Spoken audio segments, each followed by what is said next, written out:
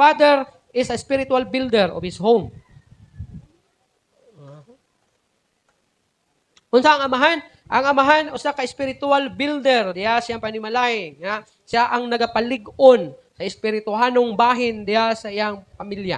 Bot pasabot, fatherhood is not passive. It is active building. Ang amahan, wala lang siya gatan-aw or wala nagapakialam. Apan ang amahan aktibo nga nagabuild sa iyang panimalay. Nadili lang siya galantaw sa sitwasyon siya ang balay ba? Na okay na siya, for example, kaya spiritual man eh. Building spiritual nga, kundi siya musimba, okay ra po sa amahan. Na, sige, bahala ka, dako naman ka. Dili ingon ni ana. And, kung dili siya mo himo ani, okay ra po sa imuha nga amahan. Spiritual life. Ayaw mo pagsugot ng mga amahan, na umingon yung anak siya nga, di isa ko musimba ron pa. Ya, di na po ka mo, umingon na po ka, okay ra po. Sige, asa man ka? Mag-computer ako. Sige, computer ka. Ay, maraming ba? Dungon man ka to simbahan niya po. Na ayo sugot ana. Ha? Mag-cellphone ra man, cellphone dali ako balay pa, mag-cellphone. Mag-usa man ka dali. Dula ako cellphone. Sige, cellphone. Di magyapon nato kag simbahan, cellphone magyapon ka. Ayaw, no? Kung di gid na madalang, di gid mag-cellphone kay baby pa, gamay pa kaayo. Adalhan lang simbahan bala mag-cellphone, no? Pre ano? Kung minaw. Sige cellphone. Nya gibilin ako na sa balay. Sig mangita pod. Now, what are fathers building? Unsa man ang ginatukod sa amahan? Identity. Pagkatao sa imong anak. Kaya kung di mo na dalahon sa simbahan, di mo na tudluan, may tungod sa mga espirituhanong bahin diya sa ilang kinabuhi, ang kalibutan mo pa ila anak. Ano man, pagwintag identity, kinsa man ang bataa? Kanang bataa, grabe na kabuutan. Masugo gid sa ginikanan, di gid mo yaw-yaw, nya kana active yung simbahan. Identity ang tawag anak. Pero kung imong anak ay wala nimo natudluan sa espirituhanong bahin sa iyang kinabuhi, kinsa man bata? Ako anak, grabe na bata, kawatan. Kaya nya sungkot ka na. Madunggan nimo nga anak ni kuan tapulano kay kawatan. Identity tawag anak, na-identify ang imong anak nga kawatan. Sungkot ka na. No? So unsa ang ginabuild sa imong espirituhanong bahin sa imong pamilya? Identity nila. Na mailhan sila nga sila mga Dios non, mga respetado nga mga bata. Nga ginarespeto ang ginikanan, ginarespeto ang laing mga tao, nga matinud-anon ang alagad sa Ginoo, mga nagtarong og eskwela, nga grabe ka matinud-anon sa pag-eskwela. Pero kung ikaw kay amahan ka nga konsentidor, nga bisan imong anak hindi na mo eskwela, okay ra. Sige na.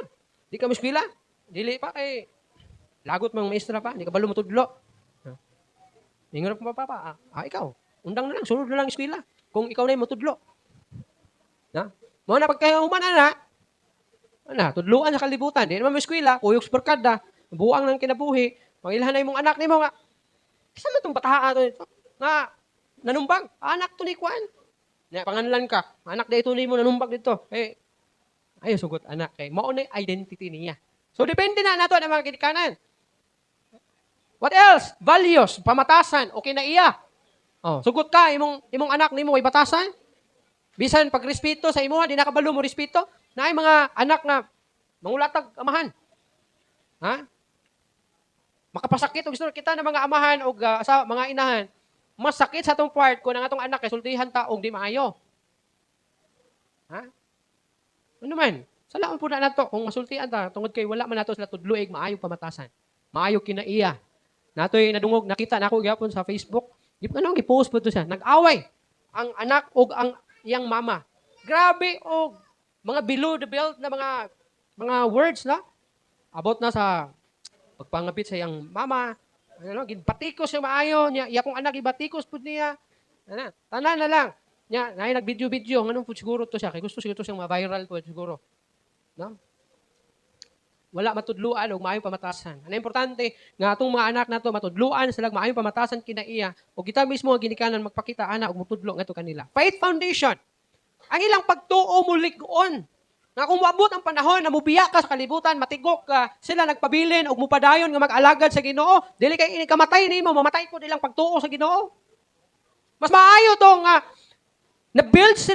na-build ilang faith diya sa Ginoo kay buhanon niya og matigok ka, padayon sila mga alagad sa Ginoo.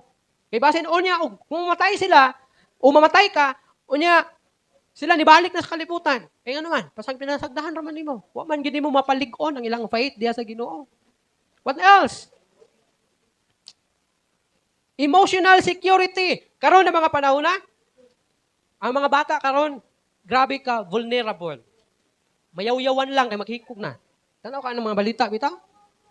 Gikasaban lang sa ginikanan o sa amahan sa inahan. Pagkaugma, wala ka uli, inamatay na kay naghikog. Okay? Di gusto pa kasaba. Emotional, kanang nadala sila sa ilang emotional nga bahin sa ilang kinabuhi nila. Kinahanglan, aduna sila seguridad, diya silang emosyon. Na sa una, mga bata, sa unang panahon, isudi mong sako, isabit anang mangga paasuhan. Di man mang pakamatay. Pero kung tanaw ka sa mga Facebook, mga balita, ikasabaan lang, nagpakamatay na. Yan naman. Wa natarong og manage ang ilang emosyon nila.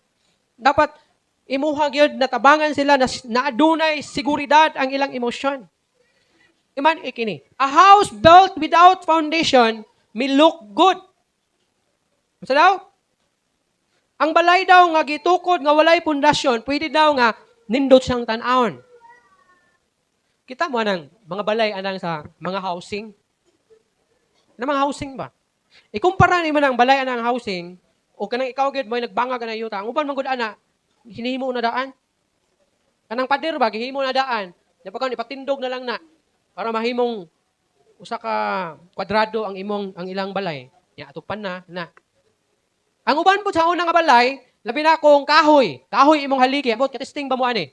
Ba kahoy ang materialis imong balay, ang haligi kahoy. Unsa himuon? Magkuha na lang sa bato, ipatong ng haligi sa ilahang himuong balay. Unsay purpose? Para dili anayon o dili malata sa tubig. Kay kung ilubong na sa yuta, malata man na sa tubig. Anayon man na. So ipatong na sa mga bato. Nindot man sa tanawon.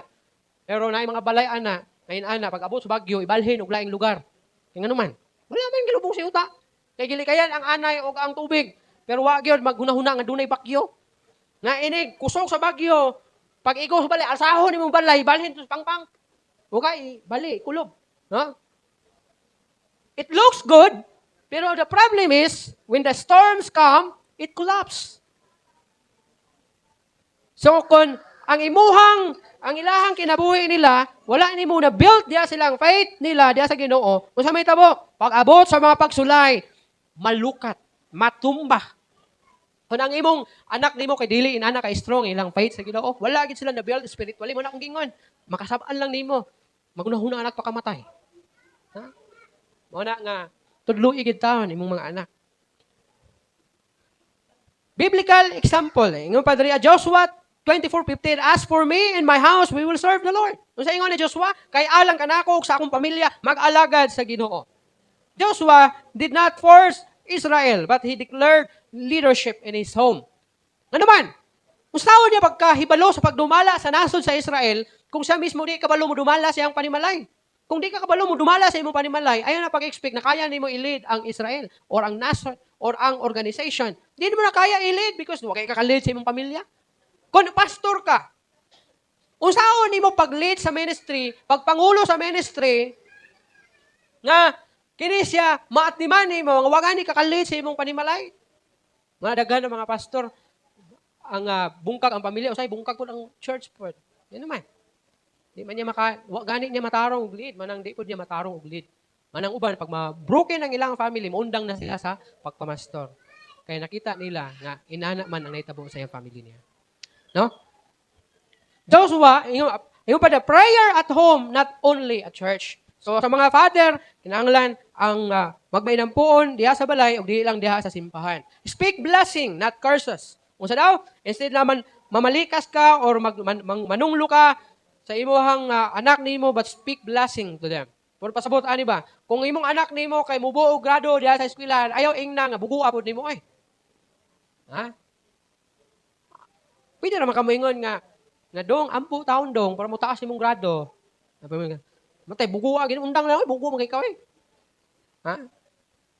Ayaw anak kay dili maayo siya. Speak blessing to them. Ha?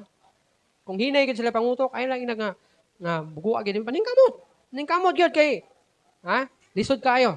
And be intentional in guiding children spiritually. Kung may be intentional guiding your children, unsay pasabot ana? Dapat tagaan gyud mo na siya og gimbugaton panahon nga magiyahan nimo ang espirituhalong bahin sa imong mga anak. Dili kay tusik-tusik lang. Ha? Tagaan, intention yun mo ba? Gustuhon yun mo. Tinguhaon yun, trabahon yun mo. Nga magiyahan sila spiritually.